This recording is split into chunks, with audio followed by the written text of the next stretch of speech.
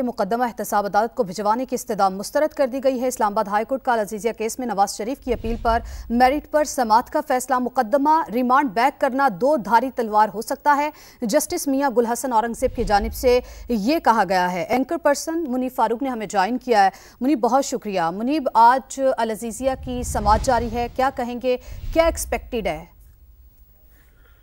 देखिए, ये इसके बारे में बड़ा क्लियर है कि ये एक इस्तदा जरूर की गई थी मियां नवाज शरीफ साहब के वकला की जानिब से, लेकिन क्योंकि वक्त इतना गुजर चुका है, बेशक अरशद मलिक साहब का उस केस के हवाले से एक वीडियो मौजूद है, फिर उसी की बिना पर उनकी नौकरी भी गई जब वो हयात थे, लेकिन अदालत ने इस केस को रिमांड बैक का मतलब होता है कि केस दोबारा सुने एहतसाब अदालत यानी ट्रायल कोर्ट। अदालत ने उसको एंटरटेन इसलिए नहीं किया क्योंकि वक्त बहुत गुजर चुका है और क्योंकि ये अपील ज़ेर समाअत है इस्लामाबाद हाई कोर्ट के सामने, लिहाजा अब इस्लामाबाद हाई कोर्ट मेरिट के ऊपर इस अपील का फैसला सुनाएगी। और जहां तक नैब ने इसके अंदर जो भी मवाद दिया था और जिसके बेसिस पे एक बड़ा अच्छा मतलब एक बड़ा भारी किस्म की जजमेंट लिखी गई थी, उसके अंदर यकीनी तौर पर सुकम जरूर मौजूद थे और उसमें सबसे बुनियादी सुकम ये था कि उसमें जो गवाहान पेश किए गए, जो मवाद पेश किया गया उनकी जानिब से, वो था उसमें कोई और ऐसा एविडेंस मौजूद बादे नजर में नहीं था। अलबत्ता नैब बहुत कॉन्फिडेंट था कि उन्होंने बड़ा बेहतर केस बनाया और उसी की बिना पर मियां नवाज शरीफ को सजा हुई। अब यहाँ पर केस दोबारा मेरिट पर सुना जाएगा। यही समझिए कि ये मामला असर नौ जो नैब ने मवाद फराहम किया था ट्रायल कोर्ट में, उसको अदालत सामने रखेगी, मियां नवाज शरीफ के वकला के दलाइल सुने जाएंगे और फिर उसके ऊपर अदालत अपना फैसला सुनाएगी। अच्छा, लेकिन मुनीब साहब, पहले नैब की जानिब से तो ये बाकायदा अपील भी दायर की गई थी। नैब ने अपनी अपील में मौक़िफ़ इख्तियार किया था कि नवाज शरीफ को सज़ा कम दी गई है, उसे बढ़ाया जाए। 7 साल उनको क़ैद की सज़ा सुनाई गई थी, 25 लाख पाउंड उनके पर जुर्माना किया गया था और 10 साल के लिए किसी भी अवामी ओहदे पर वो नहीं बराजमान हो सकते और इसके साथ साथ उनकी जायदाद भी ज़ब्त की जाएगी। तो नैब का तो पहले ये मौक़िफ़ था, लेकिन आज अचानक नैब कैसे ये कह रहा है कि अपनी पहले वाली बात से, अपनी पहली पोजीशन से वो पीछे हटा है और रिमांड बैक की जो बात की गई है आज उसकी नैब भी उसके हवाले से कह रहा है कि जी ऐसा होना चाहिए और मियां नवाज शरीफ के वकील भी ऐसा कह रहे हैं। तो नैब अपनी पोजीशन क्यों बार बार तब्दील कर रहा है? देखिए, नैब, इससे एक बात जो जाहिर होती है कि नैब बहुत इन्फ्लुएंस्ड होता है इस बात से कि उस वक्त नैब का सरबराह कौन है और सरबराह की जानिब से हदायत क्या दी जा रही है। नैब उस वक्त की एस्टैब्लिशमेंट के ज़ेरे साया काम कर रहा था और उसका मकसद एक ही था कि मियां नवाज शरीफ को किसी न किसी तरह सजा दिलवानी थी और वो सजा दिलवाई भी गई। 3 रेफरेंसेस बने, एक में वो बरी हो गए और 2 में उनको सजा हुई।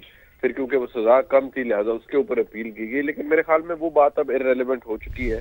जो रिमांड बैक करने की बात थी उसके पीछे बुनियादी जो लॉजिक था वो ये था कि क्योंकि वो फैसला टेंटेड है, क्योंकि फैसला देने वाले जज ने वीडियो पर ये बात कही एक शख्स से गुफ्तगू करते हुए कि भाई मेरे ऊपर तो बेशुमार दबाव था और मैंने दबाव के नतीजे में ये फैसला दिया था। लिहाजा जब कोई जज जिसने कोई फैसला सुनाया हो वो कह दे कि मैं दबाव के नतीजे में ये फैसला मैंने दिया, तो उस फैसले की कोई कानूनी अहमियत नहीं रहती, उस फैसले की जो कोई तकद्दुस है वो भी नहीं रहता।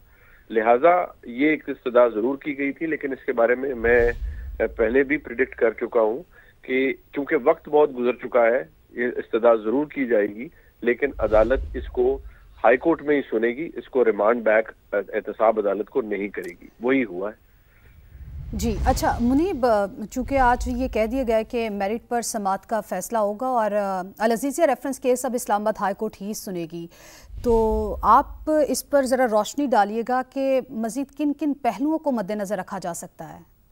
देखिए, बुनियादी बात है कि जो शवाहिद अदालत के सामने होंगे और अदालत के सामने नैब अदालत का यानी एहतसाब अदालत का, जिसे हम ट्रायल कोर्ट कहते हैं इस केस में, उसका फैसला होगा। उस फैसले के अंदर उस अदालत ने कौन कौन से शवाहिद को बुनियाद बनाते हुए मियां नवाज शरीफ को सजा दी।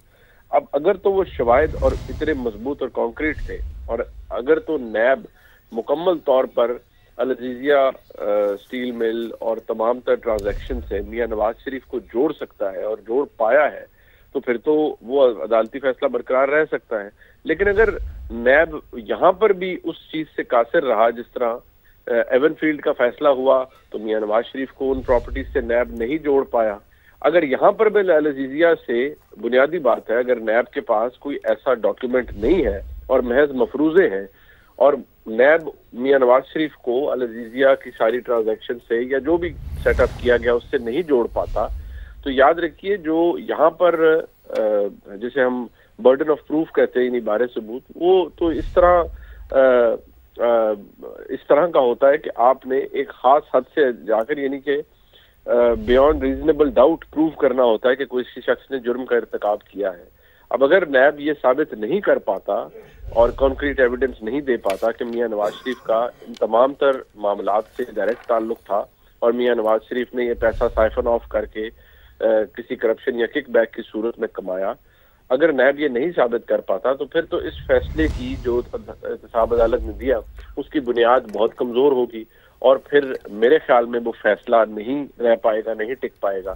میں آج بھی آپ کو یہ کہوں گا بہت محتاط طریقے سے بحیثیت ایک قانون کے طالب علم کے کہ مجھے لگتا ہے کہ اس کیس کا فیصلہ بھی ایون فیلڈ ریفرنس کے فیصلے کے تقریباً قریب ہوگا اور یہاں پر بھی نیب یہی کہے گا کہ لیک آف ایویڈنس کی وجہ سے نیب یہ ثابت نہیں کر پائے. تو اس کے بعد پھر منیب صاحب نیب کے کردار پر تو سوال اٹھیں گے. پھر جو تمام جماعتیں یہ کہتی ہیں کہ اس کو پولیٹیکل انجینئرنگ کے لیے استعمال کیا جاتا ہے یا پھر اتنے پیسے ضائع ہوتے ہیں ان کیسز پر, تو اس کے بعد تو پھر نیب کے کردار پر سوال تو اٹھے گا.